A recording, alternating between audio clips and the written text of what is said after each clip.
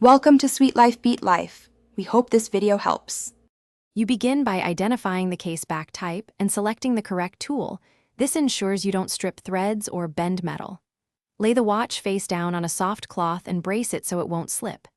If it's a snapback, pry gently at a notch. If it's a screw back, fit the wrench to the slots and turn counterclockwise. Once done, set the tiny screws or back cover in a labeled tray so you don't lose parts. Next, you access the movement and battery while protecting delicate parts. This prevents damage to the hands, dial, or circuitry.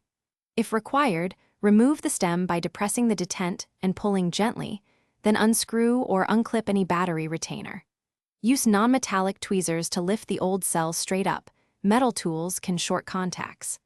Observe the battery model and the plus/minus orientation so you can replace it correctly. Make sure small screws go into a parts tray as you work. Finally, you install the new cell and reassemble the watch confirming function before sealing it up. Drop the replacement battery into the holder with the same orientation as noted, then gently press the retainer or refasten screw. Test the watch hands or digital display to verify operation.